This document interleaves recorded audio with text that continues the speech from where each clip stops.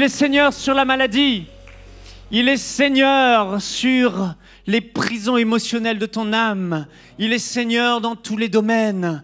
Et ce matin, crois-le, quand on vient dans l'église se rassembler, frères et sœurs, ce n'est pas juste pour écouter un message de plus, ce n'est pas juste pour chanter un chant de plus, c'est pour rencontrer celui qui est vivant, pour rencontrer celui qui est ressuscité.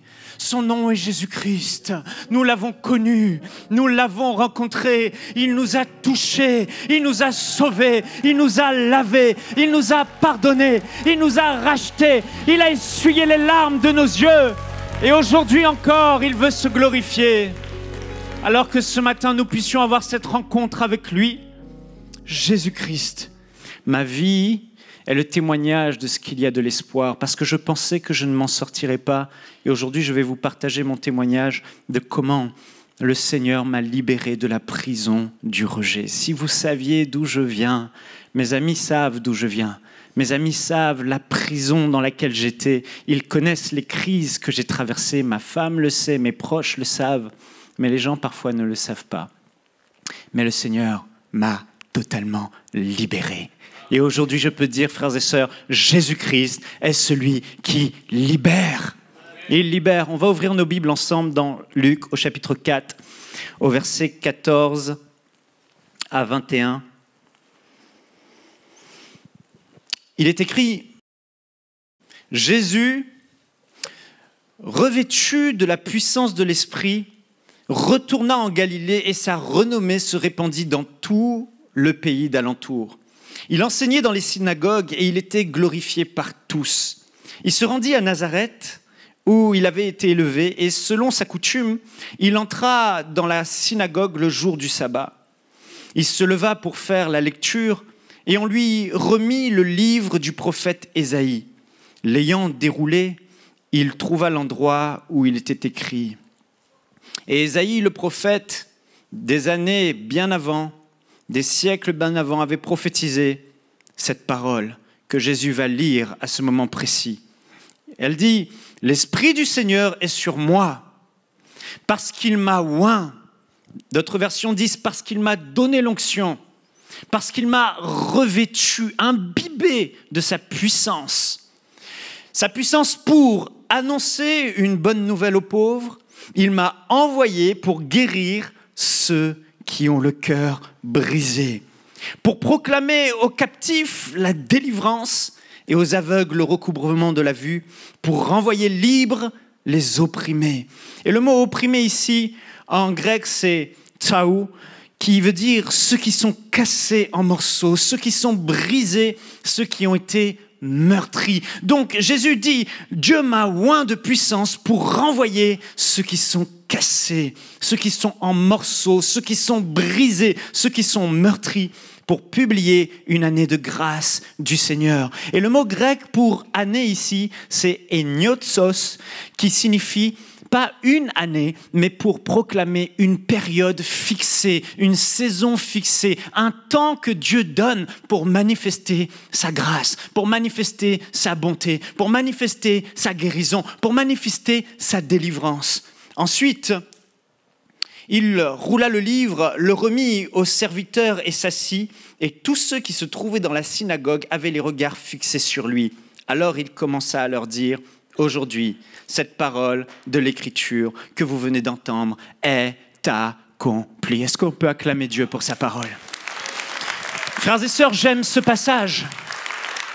J'aime extrêmement ce passage parce que ce passage nous parle de celui qui a été oint, de celui qui est le Messie de Dieu envoyé par son Père, qui a quitté le ciel et qui est venu sur cette terre. Et voici, le but de Jésus était de venir pour détruire les œuvres de l'ennemi dans la vie de ceux qui sont captifs. Le diable régnait, le diable captivait les gens dans ses prisons émotionnelles, ses prisons de les pensées. Le diable rendait les hommes malades, le diable les opprimait. Mais voici que Jésus-Christ dit, l'Esprit de Dieu est sur moi.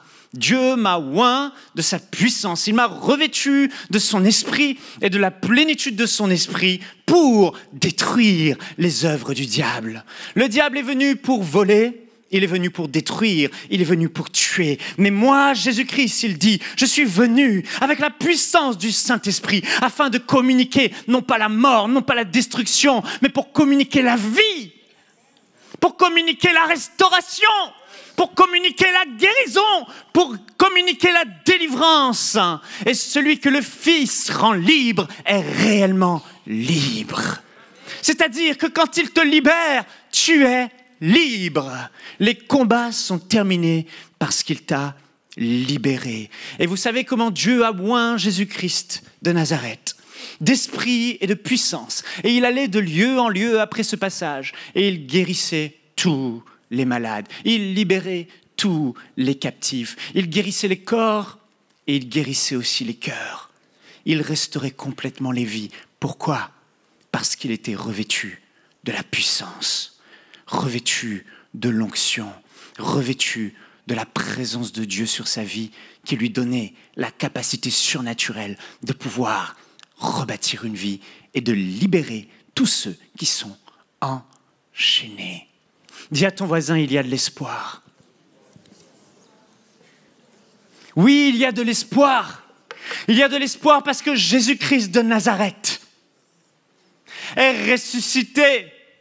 Il y a de l'espoir parce qu'il n'est pas mort. Il y a de l'espoir parce que le tombeau est vide. Il y a de l'espoir parce que celui qui est oint est encore oint aujourd'hui. Celui qui était oint et qui marchait en Galilée, en Israël, est encore vivant aujourd'hui. Et il est présent dans ce lieu ce matin.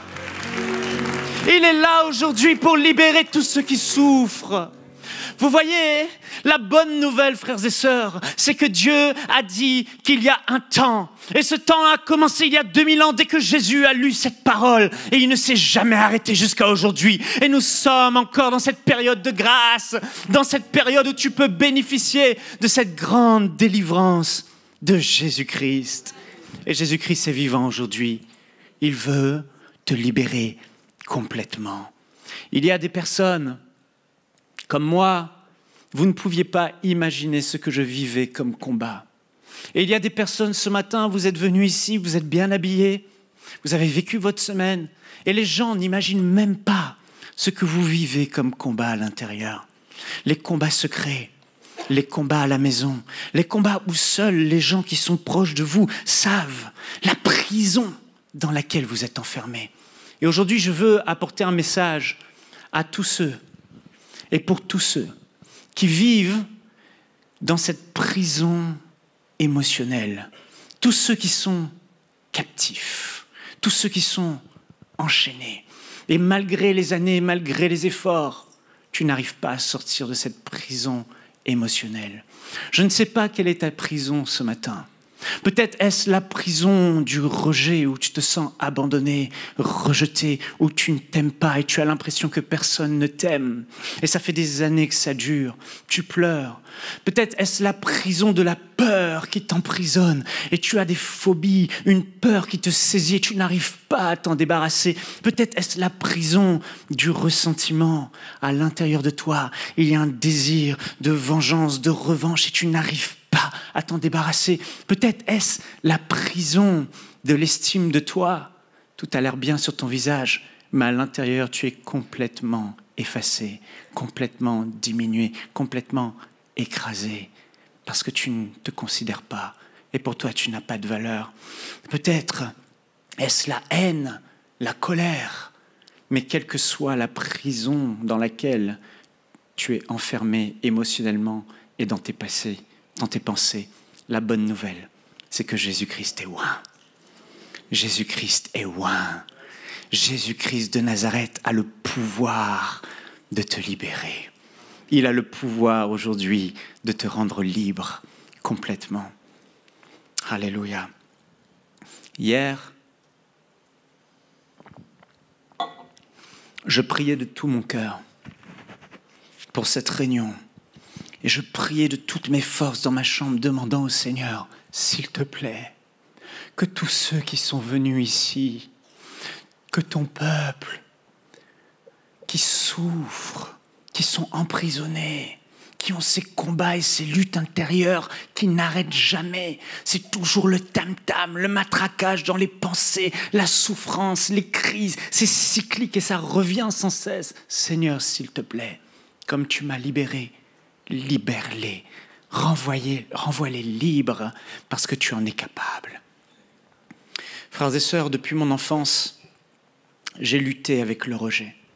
Le rejet, c'est ce sentiment, je vais vous raconter mon témoignage, intérieur, qui te domine complètement et qui fait que tu as l'impression, le sentiment que personne ne t'aime. Et que tu ne te sens pas aimé et que tu ne te sens pas accepté par les autres. Tu te sens de trop, tu te sens rejeté. Le rejet me rendait malheureux. Le rejet détruisait toutes mes relations que j'essayais de bâtir avec les gens. Le rejet m'isolait et le rejet m'empêchait de répondre pleinement à l'appel que Dieu avait sur ma vie. Souvent, j'étais saisi de grandes faiblesses, de moments où je vivais des crises et c'était des faiblesses émotionnelles profondes et j'étais dans l'incapacité de faire face à mes responsabilités. Incapable de faire le bien que je voulais faire, incapable de tenir ferme et à tellement de reprises, plusieurs fois, mes amis en sont témoins, mon épouse aussi, j'ai voulu abandonner complètement. J'étais à un fil de tout arrêter, le ministère, l'appel de Dieu, à cause de cette prison émotionnelle dans laquelle j'étais. Et il y a des personnes, elles sont enfermées dans cette prison émotionnelle et ça a tellement été dur qu'elles ont arrêté de se battre, arrêté d'essayer d'en sortir. Elles vivent avec. Mais ce matin, je suis venu te dire que Jésus-Christ veut que tu sortes de cette prison et il va te libérer de cette prison. Alléluia. La complexité des prisons émotionnelles, c'est qu'elles ont 3 verrous. Certaines n'en ont que 2, mais plusieurs ont 3 verrous. La porte de cette prison dans laquelle les gens sont, la prison des émotions et des pensées dans laquelle le diable les a enfermés, a 3 verrous. Le premier verrou, et ça ne concerne pas tout le monde le premier verrou, mais moi j'étais concerné, c'est le verrou des liens sataniques. C'est le verrou des oppressions sataniques qui sont là et qui te lient, et il y a une force qui te domine et qui t'empêche de pouvoir faire ce que tu veux faire et qui t'amène dans toutes les œuvres de l'ennemi. Le deuxième verrou, ce sont les forteresses de mensonges dans nos pensées. Il est là, et dans vos pensées, vous avez des forteresses, des mensonges qui sont établis et vous pensez de la mauvaise façon. Et le troisième verrou, c'est le verrou des blessures du cœur. Mais à moins d'ouvrir les 3 verrous, et comme je vous l'ai dit, certains, c'est juste les blessures du cœur et c'est juste les mensonges, mais ces 2 verrous sont tellement forts que les personnes n'arrivent pas à ouvrir la porte. Mais d'autres, comme moi, ont ce 3e verrou. Et ce 3e verrou, le verrou des liens sataniques, je l'ai malheureusement hérité de mes pères parce que dans ma famille, les membres de ma famille, mon père, ma mère, ma sœur, mes cousins, il y a comme cette domination qui sont là et tous vivent la même chose, ces liens du rejet qui les empêchent d'avancer dans la vie, qui les empêchent d'être heureux. Au début, je tenais les autres comme responsables de mon état, parce que je ne comprenais pas. Mais depuis mon enfance, les mêmes cycles se reproduisaient et je me disais, mais c'est la faute des autres, c'est toujours la faute des autres, c'est à cause d'eux, c'est parce qu'ils m'ont fait ça, c'est parce qu'ils m'ont dit ça. Mais à un moment donné, plus tu grandis et plus tu connais le Seigneur, plus tu réalises à un moment donné que même en connaissant le Seigneur, ces mêmes patterns, ces mêmes schémas reviennent et tu vis des crises et toujours les mêmes crises et tu accuses les autres jusqu'au moment où tu réalises que le problème, ce n'est pas les autres, mais le problème, il est en toi. Parce que peu importe la personne, peu importe son origine, chaque fois que tu te retrouves dans la même situation, tu réagis toujours de cette manière et tu vis toujours cette crise à l'intérieur de toi. Et j'ai commencé à réaliser que le problème, il était en moi. Vous voyez, souvent, on va blâmer les épreuves. Mais à un moment donné, j'ai réalisé que les épreuves ne sont pas là pour rendre le cœur de l'homme mauvais. Les épreuves ne rendent pas ton cœur mauvais, mais les épreuves révèlent ce qu'il y a de mauvais dans ton cœur. Les épreuves ne sont pas mauvaises en soi, mais les épreuves sont comme un miroir devant lequel tu vas te retrouver et elles vont révéler les faiblesses de ton cœur, elles vont révéler les blessures de ton cœur, elles vont révéler les mauvaises choses qu'il peut y avoir dans ton cœur et ces dominations qui sont là. Dieu a dit à son peuple, le peuple d'Israël, « Je te ferai passer par le creuset ». Le creuset, c'était le désert. Le creuset, c'est quoi? C'est cette grande marmite dans laquelle on mettait de l'or, et l'or était avec des impuretés, et on chauffait cette marmite pour faire fondre l'or afin de séparer l'or pur des impuretés. Et les épreuves sont comme ce creuset. Dieu sait ce qu'il y a dans nos cœurs, Dieu sait les défis qu'il y a, mais parfois nous accusons constamment les autres jusqu'au moment où tu réalises « Hey, non, j'ai un problème, moi, à l'intérieur. » Et quand j'ai réalisé cela, à ma conversion, ça a été même pire, parce que je me disais « Il faut que je sois un bon chrétien. Un chrétien, c'est censé être heureux, c'est censé être joyeux. » Mais je n'arrivais pas à être heureux à cause de cette prison émotionnelle du rejet. Le bonheur me semblait inaccessible. Je ne m'aimais pas. Les autres, j'avais l'impression qu'ils ne m'aimaient pas. Et c'était terrible. Alors ça a empiré quand j'étais chrétien. Je suis censé manifester la joie du Seigneur. Et je n'y arrive pas. Alors je m'isolais de plus en plus. Je m'enfermais dans le travail jusqu'au jour où je n'ai pas pu continuer à m'isoler parce que j'ai rencontré celle qui allait devenir ma femme, Yveline. Et là, je n'avais pas le choix. Soit je restais avec elle et je l'épousais, soit je fuyais comme toujours et je ne serais pas entré dans le mariage. Alors, dès que j'ai rencontré Yveline, les crises ont continué à se multiplier et je vivais de plus en plus de crises parce que plus tu aimes une personne et plus le rejet, la prison émotionnelle dans laquelle tu es va être forte. Et le rejet se manifestait de plus en plus fort parce que plus tu aimes une personne, plus tu vas vivre ces crises qui se multiplient. Et puis il y a eu ce fameux jour, crise après crise, où je vais en Suisse au mariage de la sœur de mon épouse. Et à ce mariage-là, dans la voiture, alors qu'on va au mariage, mon épouse, devant les membres de sa famille, va me faire une petite remarque, une petite réflexion. Et à cause de cette petite réflexion, cette petite remarque, je suis rentré dans une coquille et j'étais incapable de parler. Je me suis mis à bouder toute la soirée. Et j'ai boudé. J'avais plus de 20 ans et je boudais. Les parents venaient me parler, je ne parlais pas. Les membres de la famille venaient me voir, je ne répondais plus. Mon comportement était... Justement, j'étais dans cette prison émotionnelle qui m'enfermait. Et je me souviens, je dessinais sur une table. Les gens venaient me dire « Michael, ça va ? Ça va. Est-ce que ça va ? Ça va. » Et je me comportais vraiment comme un enfant.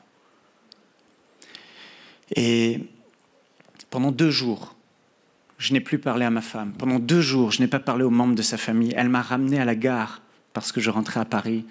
Et là, dans ces moments-là, il fallait que je trouve le moyen de m'en sortir. Parce que chaque fois que tu es pris dans ce tourment du rejet, tu te sens tellement mal qu'il faut que tu trouves une raison valable pour justifier cet état enfantin dans lequel tu es, parce que sinon, tu ne peux pas dominer cet état émotionnel qui te submerge complètement. Je n'arrivais pas à m'en sortir, jusqu'au moment où je pense mettre le doigt sur quelque chose, et là, ça y est, je commence à parler, et l'autre comprend, et là, je peux petit à petit redevenir normal. Alors c'est terrible. Et quelques jours suivent, je rentre à Paris et là, ma future épouse, donc mon épouse aujourd'hui, Yveline, m'appelle, comment ça va? Et on discute. Et au téléphone, elle me fait juste une petite réflexion simple, je ne sais plus ce que c'était. Et là, de nouveau, je me braque. Impossible de lui parler, impossible de répondre. Je n'ai pas la force, je sais que je dois parler, je sais que je dois prendre le dessus. Mais il y a à l'intérieur de moi une force qui me domine, quelque chose qui m'emprisonne et je n'arrive pas à parler et à passer outre. C'est plus fort que moi. Et là, je lui raccroche au nez. Et en raccrochant, je me mets à pleurer. Je pleure. Je dis, Seigneur, pourquoi? pourquoi je te connais, pourquoi je suis orgueilleux comme ça, pourquoi je suis susceptible comme ça. Je pensais que c'était de l'orgueil jusqu'au moment où la voix du Saint-Esprit, au moment où je dis ça et je pleure, je dis Seigneur, comment je prêche, Seigneur, je vois des malades guéris, Seigneur, cette année-là, j'ai amené plus de 1000 âmes à Christ, je prêchais presque chaque semaine, j'ai vu ta gloire, j'ai vu des sourds entendre, j'ai vu ta gloire à l'île de la Réunion. Seigneur, pourquoi je ne suis pas libre de ça? Comment? C'est pas possible. Et puis là, l'Esprit de Dieu me dit, Michaël, tu es victime de rejet, ce n'est pas de l'orgueil, tu es victime de rejet. Et pour la première fois de ma vie, j'entendais ce mot résonner dans ma tête, rejet. Et j'ai commencé à faire des recherches sur Google. Et tout à coup, mes yeux se sont ouverts. Et j'ai vu que depuis mon enfance, ça remonte aux blessures d'enfance. Et puis, comme je vous ai dit, j'avais des liens aussi familiaux sur ma vie. Mais quand je retournais à mon enfance, j'ai vu des scènes où je descendais dans le quartier et tous mes amis jouaient au football. J'avais peut-être 7-8 ans et j'étais un bon joueur de football, de soccer. Et je veux jouer, je compte les joueurs, et il y en a un nombre impair et un nombre pair. Je dis, super, il y a une place pour moi, et je veux jouer, je leur demande de jouer. Et tous, ils s'arrêtent de jouer, ils me disent, non, toi, tu ne peux pas jouer. Je dis, mais il y a une place, tu ne peux pas jouer. Et j'avais le cœur brisé, le cœur déchiré. Je me souviens de ce jour où je vais chez mon ami Nicolas. Il a invité toute la classe, toutes les filles, tous les garçons, et moi j'arrive, c'est trop cool chez lui, c'est un jeune trop cool, et je frappe à sa porte, il ne m'a pas invité, mais moi je le dis, c'est ouvert à tout le monde, je frappe à sa porte, Nicolas, est-ce que je peux rentrer? Il ne veut pas m'ouvrir la porte, et je frappe plus fort, Nicolas, laisse-moi rentrer, et je ne comprends pas, j'insiste, parce que je suis émotionnellement dans une prison, je n'arrive pas à m'en sortir, et là, il ouvre la porte, et je me réjouis, et je sens quelque chose qui brûle dans mes yeux. Il a pris la bombe lacrymogène de sa mère et il me l'a bombardée dans les yeux. J'avais peut-être 9 ans, 10 ans. C'était horrible. Je ne comprenais pas pourquoi il y avait ces choses-là. Je marchais des fois dans la rue et un inconnu que je ne connais pas m'appelait comme ça, viens, viens, et puis il me mettait quelque chose dans le dos, ça s'appelait de la poêle à gratter, et je me grattais, je hurlais. C'était comme s'il y avait des milliers de piqûres de fourmis dans mon dos. Et j'ai vécu des choses, le rejet de mes parents. Et j'aimerais vous dire encore, parents, s'il vous plaît, vous avez la responsabilité de prendre soin de vos enfants. Vous qui connaissez la vérité, investissez dans leur vie. Ne prenez pas les blessures, les paroles, ou les moments qu'ils peuvent vivre où ils se sentent rejetés comme « oh, ça va aller ». Non, ça laisse des marques, ça laisse des blessures, ça laisse des traumatismes. Et ils vont grandir avec ça et ils vont se retrouver liés par le diable dans des prisons émotionnelles. C'était terrible. Et je me souviens de tellement de choses, mais je ne vais pas raconter à cause du temps. Mais il m'a fallu des années pour être délivré du rejet. Des années, mais j'ai une bonne nouvelle. Il m'a fallu des années parce que je n'avais pas les clés et je ne savais pas comment ouvrir ces 3 verrous. Mais gloire soit rendue à Jésus-Christ. Il m'a donné les 3 clés et aujourd'hui je suis totalement libre et je veux vous partager aujourd'hui ces 3 clés pour que vous-même, vous puissiez ouvrir ces verrous des prisons émotionnelles dans lesquelles vous pouvez être afin que vous sortez de cette prison et que vous soyez réellement libre. Alléluia. Alors, les symptômes du rejet, il y en a plusieurs. Je vais vous les lire rapidement. Mais cette prison émotionnelle est terrible. Avec les années, j'ai fini par mettre des mots sur ce que je vivais et que je ne comprenais pas. Mais l'un des symptômes du rejet, c'est cette incapacité à recevoir l'amour des autres. C'est comme si vous étiez imperméable à l'amour des gens. Ils viennent, ils vous tapent sur l'épaule, ils manifestent l'amour, ils vous donnent des paroles d'encouragement. Vous ne recevez pas cet amour. C'est comme une parole qui résonne. Ça ne vous pénètre pas, ça ne vous nourrit pas, ça ne vous fait pas du bien, ça ne vous restaure pas. Alors le bonheur est impossible. Je me souviens, mon épouse, avant que je sois libéré, elle me caressait le visage et ça m'agaçait. Parce que même les caresses de ma femme sur mon visage, je ne ressentais rien. C'était juste quelqu'un qui me touchait. Mais je dis arrête. Mais lorsque j'ai été délivré, c'est aujourd'hui moi qui prends sa main et qui lui dit s'il te plaît, caresse-moi, parce que je reçois ton amour. Alléluia.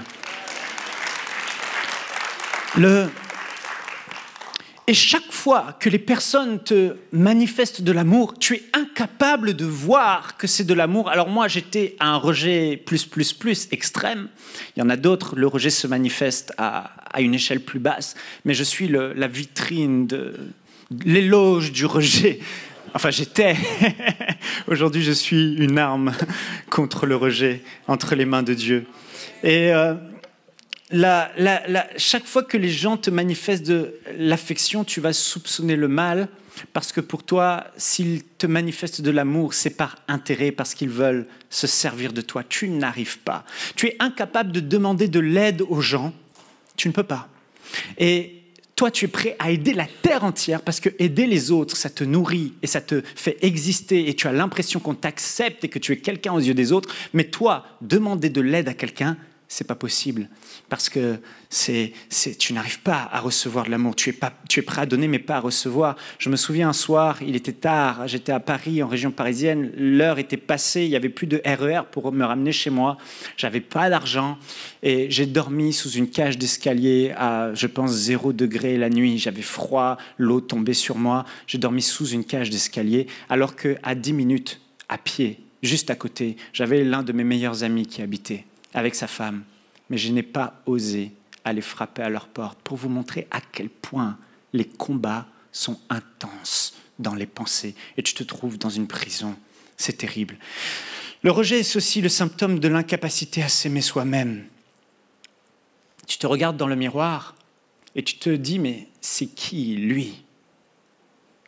Tu ne te connais pas, tu ne t'aimes pas, tu ne sais même pas qui tu es. Et si tu regardes sur une photo, tu vois tous les autres en couleur, mais toi, tu es en noir et blanc. L'incapacité aussi d'être soi-même. J'ai passé ma vie à être un caméléon. On m'a même donné un surnom, je m'appelais Jack, parce que Jack, il était comme ça. Et j'étais devenu un gars cool, un gars qui n'était pas vraiment moi-même. J'étais un tchatcheur, un manipulateur, et je savais ce qu'il fallait faire pour que les autres m'aiment. Alors, j'étais ce que les autres voulaient que je sois, et je n'étais jamais réellement moi, parce que constamment, j'étais à la recherche de l'approbation du regard des autres. Le rejet, c'est aussi le sentiment d'être de trop dans un groupe et un profond manque d'estime de soi. Chaque fois que j'arrivais dans un groupe, même si je mettais ce costume de Jack, même si j'avais l'air cool, à l'intérieur de moi, j'étais profondément vide et je me sentais de trop, je me sentais misérable, je me sentais petit. Et en général, ce qui se passe, c'est que ceux qui souffrent de rejet vont fuir le groupe et ils vont aller s'isoler. Ils vont privilégier les relations one-to-one. Je n'aimais pas les relations de groupe. Je n'aimais pas être en groupe. Je trouvais ça ennuyant. Je trouvais ça pas profond. La réalité, c'est que je me sentais de trop. Je ne me trouvais pas ma place et je me sentais rejeté. Alors, je privilégiais les one-to-one parce que là, j'avais l'impression d'exister. Et souvent, je me mettais à l'écart dans les groupes, dans les fêtes, dans les moments de rassemblement pour jouer avec les enfants. Parce qu'avec les enfants, je ne me sentirais pas rejeté, je ne me sentais pas diminué. Un autre symptôme de cette prison émotionnelle du rejet, c'est une susceptibilité extrême. Je ne supportais pas les remarques. Quoi que ce soit que la remarque qu'on faisait à mon sujet, si la personne, c'était un inconnu, ça pouvait peut-être aller, mais si c'était une personne que je connaissais, que je respectais, que j'aimais, qui faisait une réflexion sur moi, c'était la fin du monde. Combien de fois ma femme m'a retrouvé à la maison, recroquevillé sur moi-même, la tête dans les genoux. Michael, président de MC, Michael, prédicateur, Michael, ceci. J'étais recroquevillé par terre en train de pleurer. C'était terrible, vivant des crises d'auto-rejet. Je me donnais des paroles d'autodestruction. Je me rejetais moi-même, disant « je suis Je ne dirais pas ce que je disais de moi, mais je me blâmais. Je me frappais la tête avec mes mains. Je voulais me faire du mal parce que je ne m'aimais pas et je me rejetais. Et je voulais tout le temps fuir. À chaque moment de crise, j'avais des paroles d'autodestruction, des moments de colère où je me frappais, et à chaque fois aussi, le désir de fuir. J'abandonne, je fuis ma responsabilité, j'arrête tout. J'étais devenu fataliste. C'était terrible, on ne me comprenait plus, je ne me comprenais plus, ça me dominait complètement. Et ma femme me retrouvait, elle essayait de me consoler, elle essayait de trouver des solutions sans y arriver. Et la susceptibilité se manifestait pas juste avec des mots et des remarques, mais aussi dès lors que j'étais face à une opposition d'une de mes idées. Si dans une réunion de travail, je disais quelque chose et que les autres pensaient autre chose que moi, je vivais une lutte terrible à l'intérieur qui amenait systématiquement une crise. Rejetez mon idée, vous ne me rejetez, je n'ai pas ma place, je ne suis pas aimé. Mais tout ça, on n'arrive pas à mettre des mots dessus, mais on est un jour en haut, un jour en bas, un jour en haut, un jour en bas. C'est ce qui se passe quand on est dans cette prison. L'incapacité de dire non aux autres. Si je dis non, on me rejettera. Alors je disais toujours oui. C'était très dur de dire non parce que, voilà, on va me rejeter. Les difficultés à ne pas me justifier. Celui qui souffre de rejet va constamment se justifier. Il ne peut pas dire tout simplement non ou « ah, je n'étais pas là ». Il va devoir dire pourquoi et donner toutes les explications pour être sûr que l'autre comprend et que l'autre l'accepte toujours de peur d'être rejeté et de ne pas être aimé. Le rejet, c'est aussi la manifestation de dépendance affective avec des relations exclusives. On est nourri par le fait d'être le numéro 1 dans la vie d'une personne. Et si tu n'as pas une personne pour qui tu es la personne la plus importante, ça ne marche pas.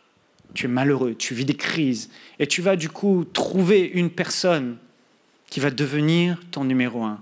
L'une des plus grandes crises de rejet que j'ai vécues dans ma vie, c'est avec Jérémie et Annabelle. Parce qu'au début, ils m'ont suivi pour enseignement.com. Ils ont certainement après continué à me suivre, mais moi, dans ma tête, comme ils ont suivi un autre homme de Dieu qui est devenu leur mentor, c'était la fin du monde. Et j'ai vécu les pires crises de rejet, dans des états pas possibles, parce que, à leurs yeux, j'avais l'impression de ne plus être la personne la plus importante. Mais c'est terrible. Une autre des manifestations, c'est le perfectionnisme. Si c'est parfait, alors on va m'aimer et m'accepter. Alors ma valeur est définie par l'utilité que j'ai. Si je suis utile, on va me garder. Si je deviens inutile, je serai expulsé, mis de côté. Et je perds ma valeur. Alors du coup, on devient perfectionniste. Alors du coup, on veut tout contrôler. Alors du coup, on veut s'assurer qu'on ne vivra plus de situations du genre. L'une des manifestations du rejet, c'est aussi le comportement enfantin, boudé. Souvent, je me retirais et je ne parlais plus de manière à montrer aux autres le mal qu'ils m'ont fait. Je boudais pour qu'ils réalisent la souffrance qu'ils m'ont fait. L'apitoiement sur soi-même, oh ça c'est terrible. Combien de fois je souffrais de rejet et il fallait absolument que les autres sachent que je souffre et que je suis mal. Alors je prenais mon visage de Calimero et puis je pouvais... Bon, je ne vais pas vous raconter les histoires, il y en a tellement. C'est de peur que votre regard ne change sur moi et que vous ne m'acceptiez plus. Non, c'est pas vrai. Je suis libre. Alléluia. Pensez de moi ce que vous voulez. Incapacité de faire face à mes responsabilités. En fait, les gens avaient l'impression que je prenais des décisions. Oui, j'étais quelqu'un qui était capable de bien voir et de prendre des décisions, mais j'étais incapable par moi-même de faire le move parce que c'était un trop grand risque. Parce que si je prends la décision seule et qu'on échoue, si on échoue, on va me rejeter. Je ne serai plus aimé. Alors, il fallait que les autres valident toujours mes décisions, sinon je ne faisais rien. Et j'étais bloqué dans ma destinée parce que je dépendais complètement des autres. Une autre manifestation, c'est ce besoin de savoir si on m'aime vraiment. Ceux qui souffrent dans la prison du rejet, ils vont prêcher le faux pour avoir le vrai. Combien de fois ça m'est arrivé? Tu vas dire, par exemple, moi, je n'ai pas besoin de cadeaux pour l'anniversaire, ça ne sert à rien, les cadeaux pour les anniversaires. Et alors, la personne ne va pas t'offrir de cadeaux pour ton anniversaire. Et là, tout à coup, tu ne veux plus parler à la personne. Tu es en colère contre la personne. Tu en veux à la personne. Mais tu viens de lui dire que tu ne veux pas de cadeaux. Et elle ne comprend rien à qui tu es. Elle ne comprend rien à ta situation. Parce que tu es complètement emprisonné, parce que tu as régulièrement besoin d'avoir la preuve pour être nourri, de savoir que les autres t'aiment et que tu as de la valeur. Alors il faut provoquer ce genre de situation. Et je provoquais des crises. Il faut qu'à un moment donné, après 6 mois, il y ait une crise avec toi. Parce que s'il n'y a pas de crise, je ne sais pas si je compte pour toi. Je ne sais pas si je suis important. Et inconsciemment, je fais vivre une crise. C'est terrible, c'est vicieux, c'est maléfique, c'est diabolique, c'est horrible. Et le dernier symptôme que j'ai listé, c'est les décisions émotionnelles. Oh, c'est terrible. C'est pourquoi Dieu hait les prisons émotionnelles. Parce que, comme le rejet, on prend des décisions non plus basées sur des convictions, mais on prend des décisions basées sur le regard des autres.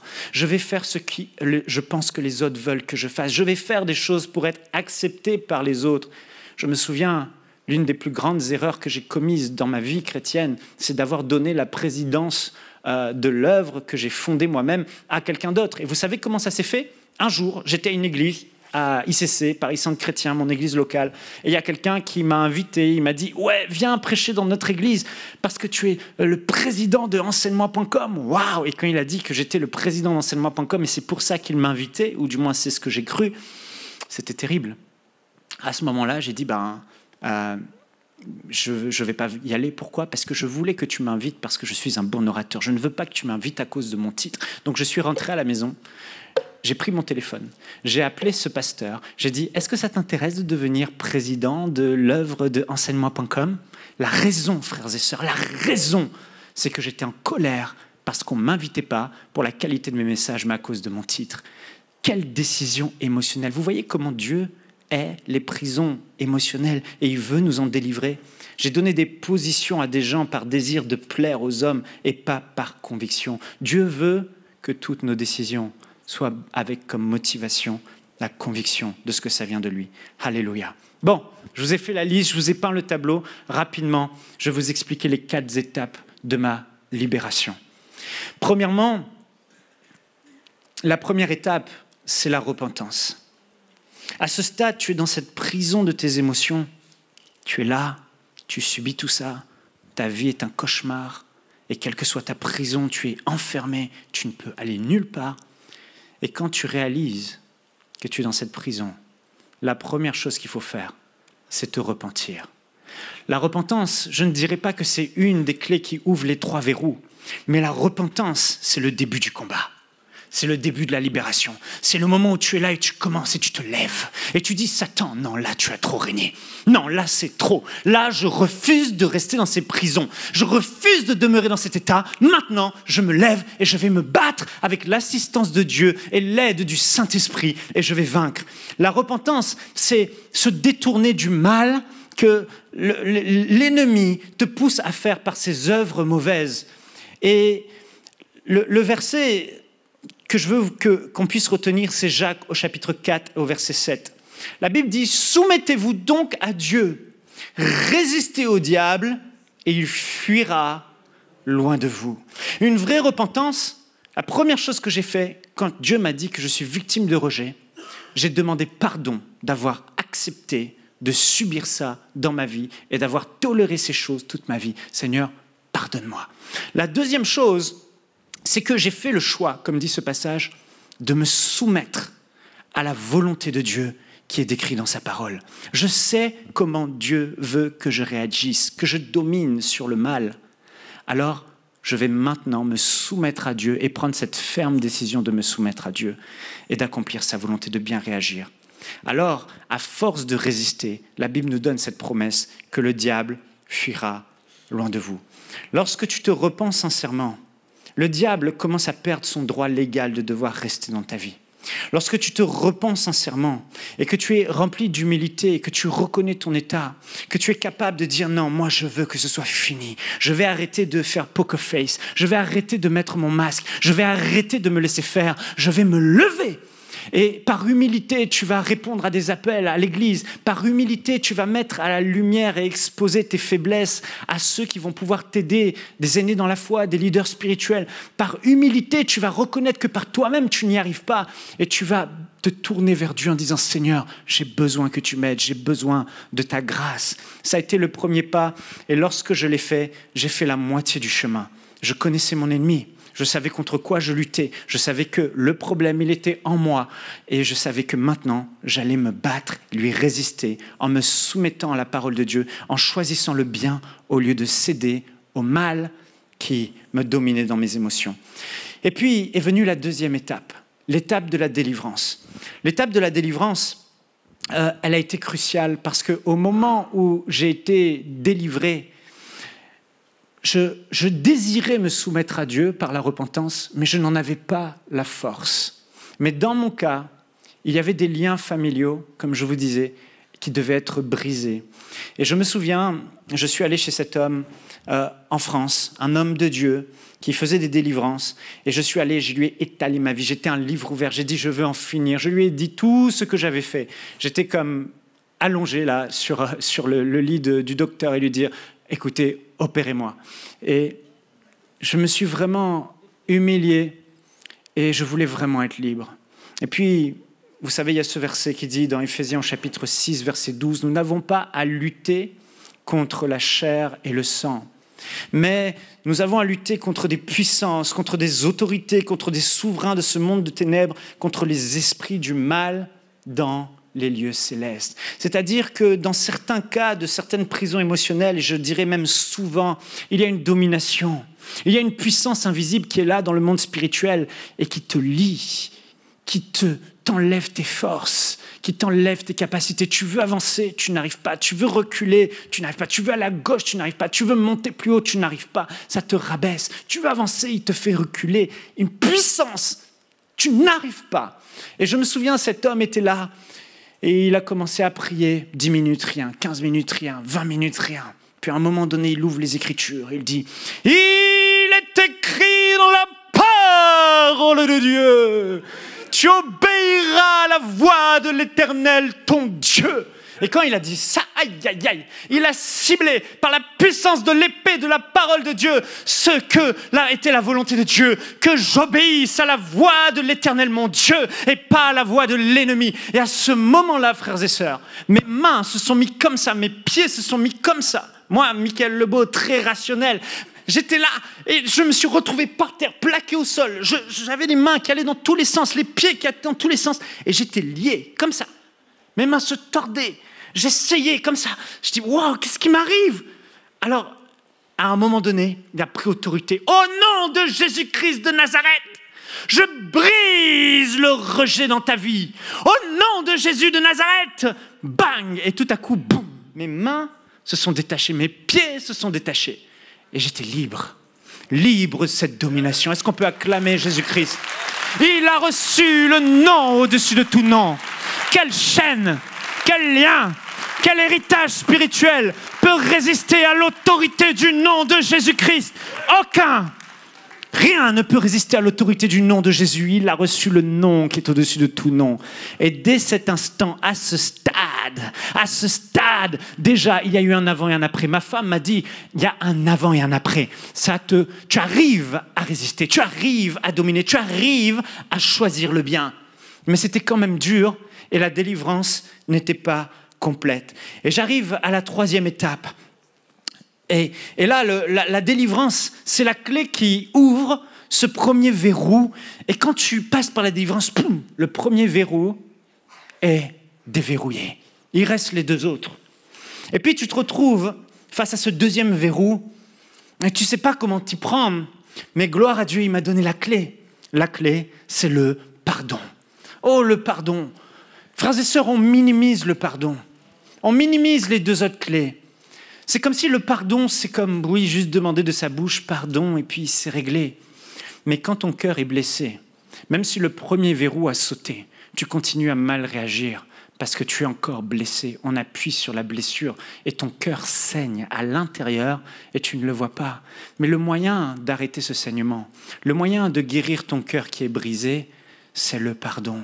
Le pardon, c'est comme cette pommade spirituelle qui vient et qui panse les blessures de ton âme, les blessures d'enfance, toutes ces choses qu'on a dit de toi, toutes ces choses qu'on a fait contre toi. Tu ne méritais pas qu'on te traite comme ça, tu ne méritais pas qu'on dise ça de toi, c'est vrai, mais tu es blessé. Et ces blessures te font mal réagir. Un cœur blessé est un cœur qui fonctionne mal, un cœur qui ne peut pas accomplir la volonté de Dieu parce qu'il va toujours réagir et être emprisonné de ses émotions. Il faut ouvrir ce deuxième verrou et la clé, c'est le pardon. Le pardon, c'est comme ce baume qui va neutraliser le poison de l'amertume dans ton cœur. Et le pardon va aussi libérer l'onction de Dieu et la grâce de Dieu qui était disponible mais qui ne pouvait être relâchée parce que toi, tu refusais, connaissant la vérité, de relâcher aussi les autres dans ton cœur. Jésus va dire dans Matthieu chapitre 6 au verset 14, « Si vous pardonnez aux hommes leurs fautes, votre Père céleste vous pardonnera aussi. Mais si vous ne pardonnez pas aux hommes, votre Père ne vous pardonnera pas non plus vos fautes. » Et Jésus va même rajouter qu'il faut pardonner de tout son cœur. Et moi, je pensais que le pardon, c'était réglé. Seigneur, j'ai pardonné à telle personne le mal qu'il m'a fait. Mais à un moment donné, frères et sœurs, si tu es blessé et que tu es dans cette prison des émotions, il faut vraiment t'arrêter. Parce que si tu ne t'arrêtes pas pour régler cette histoire de manque de pardon et guérir, tu ne vas pas le faire pour les autres, tu vas le faire pour toi, pour ouvrir ce verrou, pour sortir de cette prison, pour guérir de ton cœur qui est blessé. Et sans le pardon, c'est juste impossible. Impossible. Tu resteras avec ça. Tu peux aller de délivrance en délivrance, d'imposition des mains en imposition des mains. Même si le premier verrou éclate, il reste les deux autres, tu ne sortiras pas. Il faut ouvrir les 3 verrous. Et le pardon, moi je suis allé au Colorado. Et au Colorado, avec mon épouse, on avait une retraite. Et j'ai réalisé que mon pardon n'était pas complet. Le pardon n'est pas complet lorsque tu as encore certains ressentiments, petits désirs légers de vengeance vis-à-vis des gens, d'amertume. Tu te rappelles des choses du passé et ces choses qu'on t'a dites, ces choses qu'ils ont faites reviennent souvent dans ta bouche. C'est le signe que le pardon n'est pas complet. Et tu ne bénis pas les personnes par tes paroles, quand tu ne le bénis pas par tes paroles, les personnes que tu es capable de les bénir, le pardon n'est pas encore complet et que tu n'as pas pris un temps parfois sincère pour prier pour eux et leur souhaiter le meilleur, le pardon n'est souvent pas complet. Alors j'ai pris ce temps, je me suis arrêté pendant plusieurs jours, j'ai fait face et c'était pas facile de prendre un temps sérieux concernant cette histoire du pardon. Mais ô combien ça a été salutaire dans ma vie. Le verrou a éclaté, alléluia.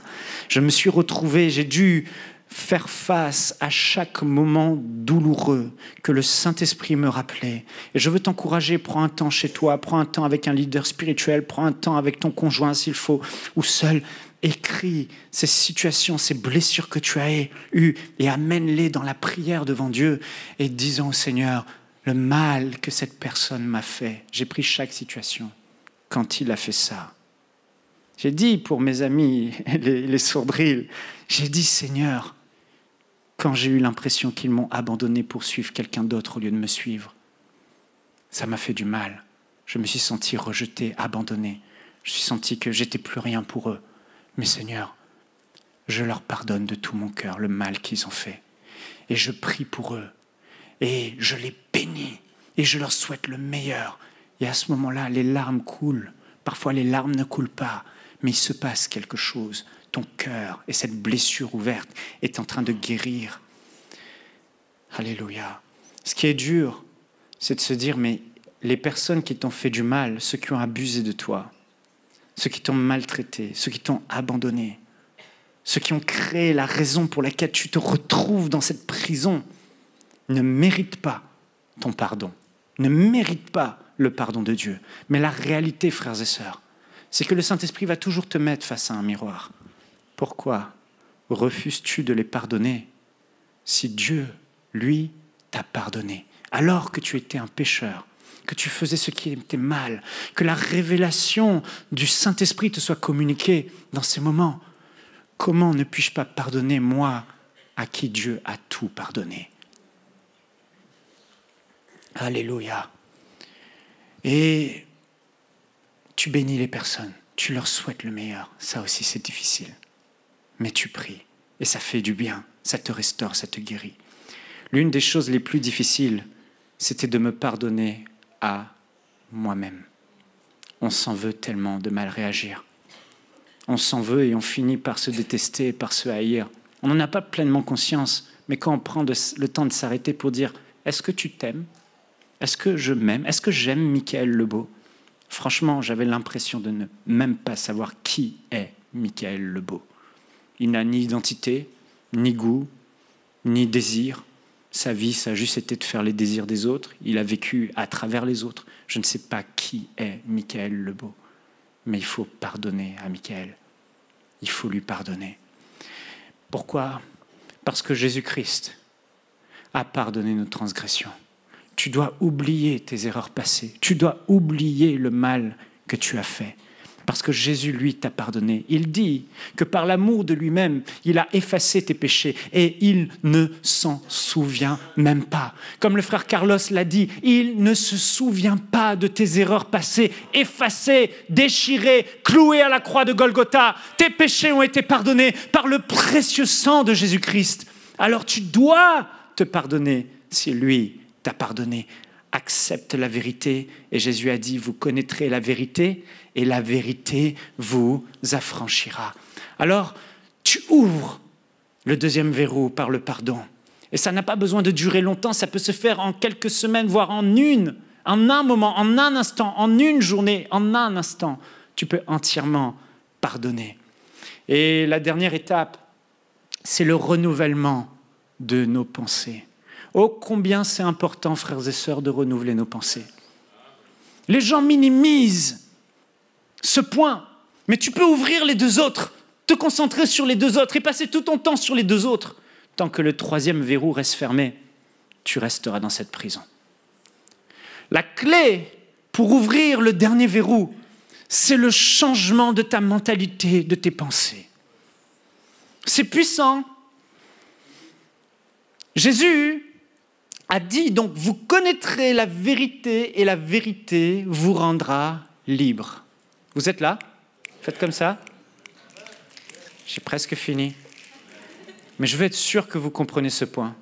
Mettez-vous debout, s'il vous plaît. Vous pouvez vous rasseoir. Comme ça, je suis sûr. C'est bon. Je viens de gagner 5 minutes de plus de votre attention. Non, mais sérieusement, ce point est trop important. Dis à ton voisin, ce point est important. C'est la clé qui déverrouille le troisième verrou.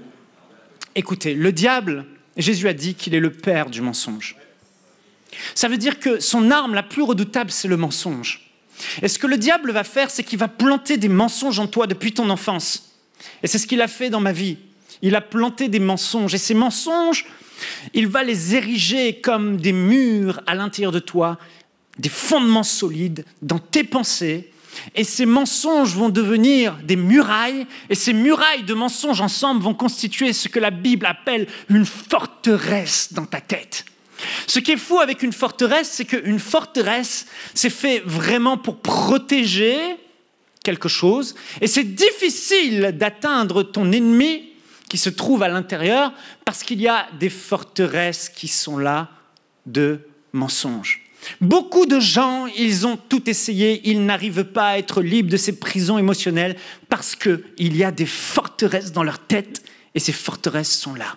Mais gloire soit rendue à Dieu parce qu'on peut détruire ces forteresses. Le diable sait que l'homme est comme les pensées de son âme. Ça veut dire que de la manière dont tu penses, tu vas agir comme tu penses. C'est-à-dire que si tu penses d'une certaine manière, tes pas vont aller dans la direction dans laquelle tu penses. Les personnes qui souffrent de rejet comme moi pensent mal. Les personnes qui souffrent de peur et de toutes sortes de prisons émotionnelles pensent mal parce qu'il y a à l'intérieur une forteresse. Tu as beau leur dire les choses, ça ne rentre pas. Tu as beau leur montrer la vérité, ils n'y arrivent pas. Parce qu'en fait, cette forteresse est là. Et ce qu'il faut faire, c'est renverser cette forteresse. Dis à ton voisin, renverse la forteresse. comment on peut détruire une forteresse? Comment on peut renverser les murs de la forteresse? Regardez les films, les catapultes, tu prends une catapulte et tu balances une pierre sur la muraille.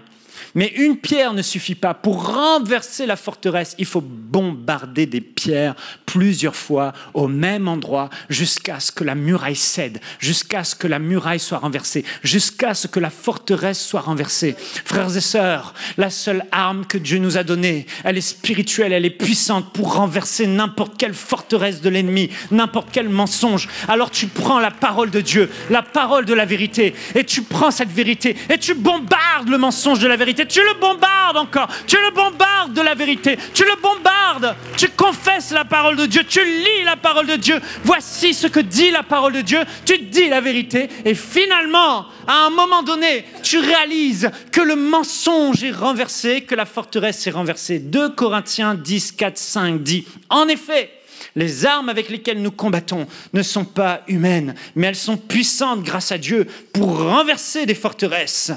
Elles sont puissantes grâce à Dieu pour renverser des forteresses. Et nous renversons les raisonnements, c'est-à-dire le système de pensée, les mentalités, les mensonges et tout obstacle qui s'élève avec orgueil contre la connaissance de Dieu. Et nous faisons toute pensée, c'est-à-dire les pensées mensongères, nous les rendons prisonnières pour qu'elles obéissent à Christ. Alléluia.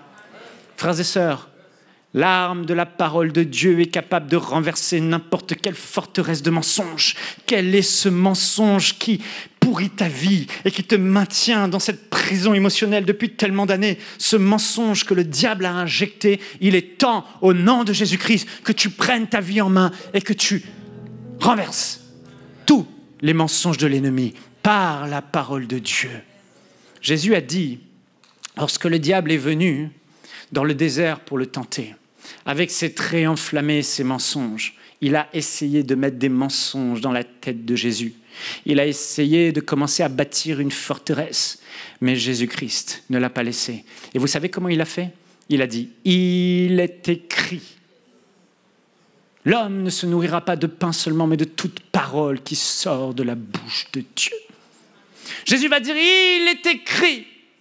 Tu ne tenteras pas le Seigneur ton Dieu. Il est écrit, tu adoreras le Seigneur ton Dieu, lui et lui seul. En fait, frères et sœurs, Jésus-Christ lui-même, qui est l'auteur de la parole de Dieu, va lui-même utiliser sa propre parole pour renverser les mensonges de l'ennemi. Ça veut dire que c'est l'arme la plus puissante. Mais les gens ne veulent pas renouveler leur intelligence, comme Paul disait aux Romains. Ne vous laissez pas conformer, mais soyez transformés dans votre mentalité, dans vos pensées, par la parole de Dieu, afin de discerner ce qui est bon, agréable et parfait. C'est quoi la volonté de Dieu? Ils ne veulent pas, vous savez pourquoi? Parce que ça demande des efforts et ça prend un peu plus de temps. Mais la science a prouvé, des chrétiens ont fait des études, et des personnes qui étaient complètement dépressives dans des prisons émotionnelles, ils ont fait un scan de leur cerveau et ils ont vu que l'âme est reliée au cerveau et ils ont vu que les bouts des neurones de chaque connexion, là, des synapses, avaient de la glu au bout de ces gens, comme une espèce de glu au bout de chaque branche de connexion. Et ces mêmes personnes ont été exposées à la vérité de la parole de Dieu.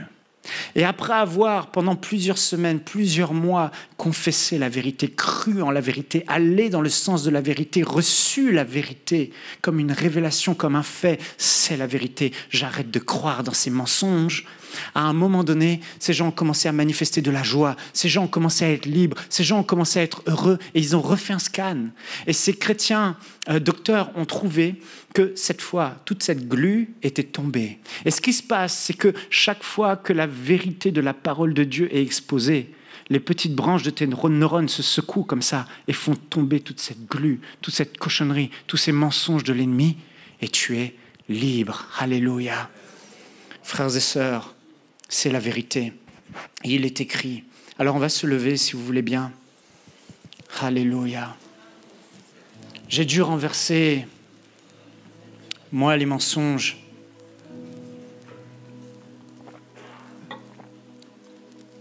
Il y avait plusieurs mensonges. Mais un des mensonges, c'était « Tu n'es pas assez bien pour être aimé ». Oh, j'ai dû prendre la vérité de la parole de Dieu et dire « Écoute-moi bien, Satan. Peu importe ce que les hommes ont dit de moi depuis ma naissance. Peu importe ce que j'ai traversé et les mensonges que tu as mis dans ma tête, la vérité de la parole de Dieu dit que j'ai de la valeur aux yeux de Dieu. Car il est écrit que Dieu m'a tant aimé qu'il a donné son Fils unique pour moi. Alors que j'étais pécheur ennemi de Dieu, Christ est mort pour moi. Si Jésus est mort pour moi, oh mon âme, écoute, si Christ a donné sa vie pour toi, c'est que tu en vaux la peine. Peut-être que tu ne ressens pas tout. Peut-être que tu ne comprends pas pourquoi tu es digne d'être aimé par Dieu. Mais accepte-le, mon âme. Tu es aimé. Tu n'as pas besoin de tout comprendre. Il t'a aimé et il t'aime. Au nom de Jésus, je suis aimé de Dieu. Mon âme, arrête de chercher l'approbation des hommes. Toute ta vie, tu as cherché à être aimé des hommes. Toute ta vie, tu as cherché l'approbation des hommes. Mais écoute, mon âme, la vérité, c'est que l'approbation de Dieu seul me suffit. Jésus-Christ n'était pas approuvé par les hommes. Jésus-Christ lui-même a été rejeté, mais il avait l'approbation de son Père. Et moi, je veux être comme Jésus, c'est la vérité. Écoute, mon âme, il est écrit dans la parole de Dieu, maudit est l'homme qui se confie en l'homme et qui prend la chair pour appui et qui se détourne son cœur de Dieu, mais béni est l'homme qui espère en l'Éternel, qui s'appuie et se confie en l'Éternel. Ah, c'est la vérité. Et frères et sœurs, tu confesses cette vérité. Et peut-être il y avait des malédictions familiales qui reposent sur toi et le mensonge de l'ennemi, c'est « Écoute, tu es sous la malédiction familiale de tes parents. Tu es sous le même héritage que tes parents. Ton père est mort de troubles cardiaques. Tes oncles, tes tantes, toi sont morts. Et toi aussi, tu vas mourir de la même façon. Toi aussi, tu vas inévitablement vivre ce qu'ils ont vécu parce que tu es sous cette malédiction. C'est un mensonge. La vérité de la parole de Dieu, c'est que dans mon arbre généalogique spirituel, il n'y a qu'une seule personne au-dessus de moi. Ni mes parents, ni mon grand-père, ni mon arrière-grand-père, ni mon arrière-arrière-grand-père. Parce qu'il est écrit dans la parole de Dieu, en Jésus-Christ, je suis devenu une nouvelle créature, une nouvelle création. Dieu a fait de moi un homme nouveau. Une nouvelle personne. J'ai été recréé. Les choses anciennes sont passées. Voici, toutes choses sont devenues nouvelles. Frères et sœurs, c'est la vérité de la parole de Dieu. C'est ce qu'elle dit à mon sujet. Et je le crois, je le confesse, je l'accepte, je le déclare, je m'aligne avec cette vérité. Au-dessus de moi, il n'y a qu'une seule personne, c'est Dieu le Père. À côté de moi, il y a une lignée de personnes. Le premier, c'est Jésus-Christ de Nazareth, mon frère aîné. Et à côté, un grand nombre de frères et de sœurs. Mais en Jésus, je suis béni, je ne suis plus maudit. Parce qu'il est écrit, voici, Jésus-Christ a été maudit à la croix de Golgotha, car il est écrit, quiconque a été maudit, a été cloué sur le bois de la croix, est maudit. Et il a été maudit à ma place, afin que moi, j'aie part à la bénédiction d'Abraham, celle qui s'obtient par la foi en Jésus-Christ. Donc, écoute bien, Satan, je ne suis plus maudit, je suis béni. Je ne suis plus sous le joug de la malédiction, je suis béni. Que tu le veuilles ou pas, je suis béni. Je suis béni de toute bénédiction dans les lieux spirituels en Jésus-Christ. La Bible dit, il est écrit dans Isaïe 53, le châtiment qui nous donne la paix, la malédiction, la punition qui nous donne la paix est tombée sur Jésus. Il a été maudit, il a souffert pour que je n'ai plus à souffrir et à être maudit. Il est écrit que Jésus-Christ a effacé les ordonnances qui me condamnaient. Alléluia. Alors, bien-aimé, si sur ta vie tu es dans une prison émotionnelle, je vais te demander de t'avancer. Je vais prier avec toi. On va prier ensemble. Comme un acte de foi. Dis non, là c'est fini, Satan. Je vais sortir de cette prison.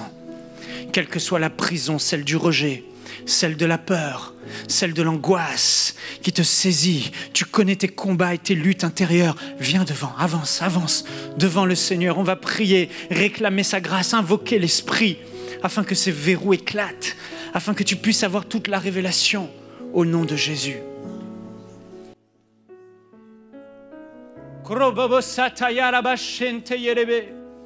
Alors que les autres s'avancent, frères et sœurs, si toi ça va, à tes côtés, à ta place, lève tes mains, étends tes mains et prie, Église, prie.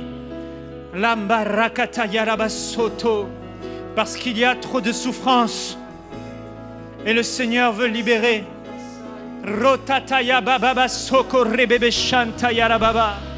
Vous qui vous êtes avancés, fermez vos yeux et fixez vos yeux sur le Seigneur. Il est celui qui est oint. Il est celui qui a la puissance. Jésus-Christ, merci pour ta présence, Seigneur Jésus, dans nos vies. Merci pour ton autorité. Merci parce que tu es celui qui est oint de Dieu. Merci parce que tu es celui qui délivre. Merci parce que tu es celui qui va affranchir quelqu'un ce matin. Et quel que soit le joug qui est sur ta vie, quel que soit le joug, l'ennemi sur ta vie, l'Esprit de Dieu dit, parce que tu t'es avancé, parce que tu as reconnu, parce que tu acceptes de mettre à la lumière, parce que tu acceptes de résister aux mensonges du diable, tu entres dans cette période de grâce. Il va libérer sa grâce sur ta vie. Il va te libérer. Il va te libérer.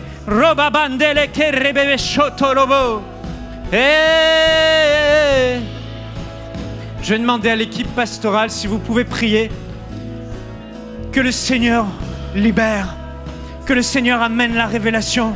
Si vous pouvez imposer les mains. Dans les Saintes Écritures, Dieu déclare que le Messie viendrait pour être le sauveur du monde. La vie de Jésus prouve qu'il est bien celui dont les prophètes avaient parlé. Ésaïe a prophétisé que la Vierge deviendrait enceinte et qu'elle enfanterait un fils. Des siècles plus tard, la naissance de Jésus accomplissait cette prophétie.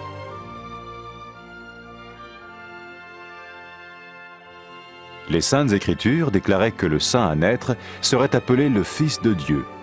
Cela signifiait que Jésus serait le Fils de Dieu au sens spirituel et non au sens physique. Nous le voyons par sa manière de vivre.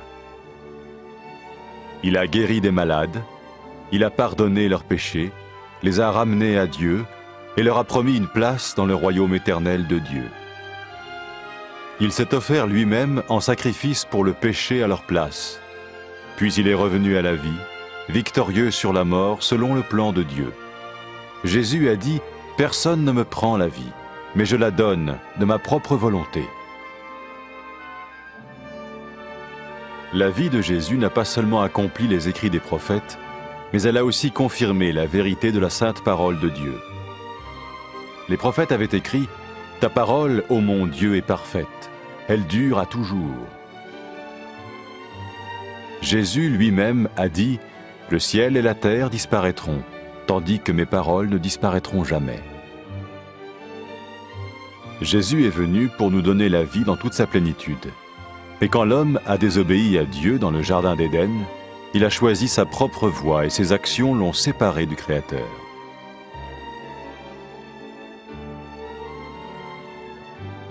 Les Saintes Écritures déclarent que tous sont péchés et que le salaire que paye le péché, c'est la mort.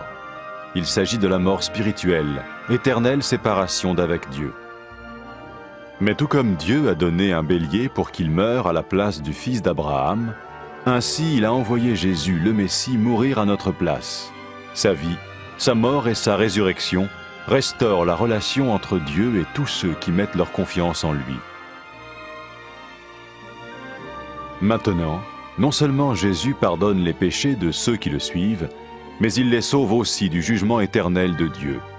Ils sont sûrs d'aller au paradis et de vivre avec lui pour toujours. C'est cette vie et cette liberté de la culpabilité et du pouvoir du péché que Jésus offre à chacun aujourd'hui. Cela ne veut pas dire suivre une religion, mais choisir d'avoir foi en Jésus qui dit « Je me tiens à la porte et je frappe. Si quelqu'un entend ma voix et ouvre la porte, j'entrerai chez lui. » Cela veut dire se tourner vers Dieu et croire que Jésus vient dans nos vies pardonner nos péchés et nous rendre tels qu'il veut que nous soyons. Il ne suffit pas d'approuver intellectuellement ce qu'il dit, ni de vivre une expérience émotionnelle. Nous le recevons par grâce, au moyen de la foi, par un acte de notre volonté. Lorsque quelqu'un est prêt à suivre Jésus le Messie, il peut lui parler par une simple prière. Vous sentez un soutien, vous sentez que votre vie n'est pas une vie normale. Vous sentez que vous êtes porté. C'est gratuit. Il ne vous demande rien. Il vous demande juste d'ouvrir votre cœur et d'oser croire en lui. Osez croire. On ne demande ni d'argent. On vous demande pas une souffrance particulière. On vous dit faites confiance et croyez. Essayez. Vous n'avez rien à perdre. Essayez. J'ai essayé. Ça fait plus de 20 ans que je suis dedans. Et je ne repartirai pour rien au monde. Aucun milliard au monde ne me fera changer d'avis et me séparer de lui. Impossible. Donc, osez Jésus avant qu'il soit trop tard. Osez. Ne le faites pas demain. Faites-le maintenant. Et quand la fin de votre vie arrivera, parce qu'elle arrivera pour tout le monde, pour moi et pour les personnes qui me regardent, ou même pour les personnes qui sont derrière cette caméra, au moins vous serez sûr que vous partez avec celui qui vous a donné une nouvelle vie. Cette vie peut commencer maintenant, dès que vous l'acceptez, et cette vie continuera après que la mort soit venue.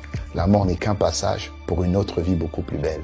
Mais vous avez la possibilité d'oser cette nouvelle vie maintenant, tout de suite. Faites-le maintenant, tout de suite. N'attendez pas demain, ni après-demain. Faites-le maintenant, tout de suite. Prenez 1 minute et faites-le. Je vous en prie, vous ne serez pas déçus.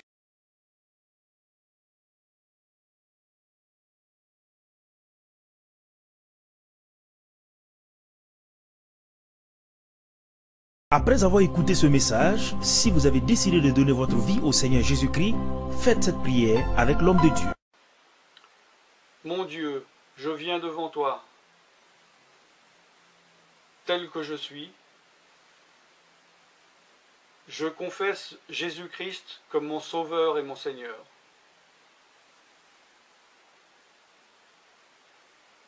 Je crois qu'il est mort sur la croix pour mes péchés, qu'il a porté ma condamnation. Il a porté mes péchés et mes maladies. Que Jésus-Christ est le roi des rois et le Seigneur des seigneurs. Qu'il est le Fils de Dieu. Qu'il est maintenant ressuscité et assis à la droite du Père. Et il prie maintenant pour moi. Je me suis détourné de mes péchés et je veux obéir à ta parole.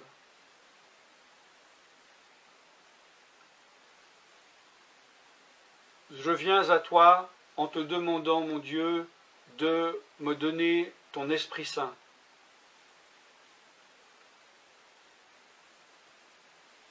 Remplis-moi de ton esprit, afin que tu ne sois plus à l'extérieur de moi, mais que tu viennes habiter en moi.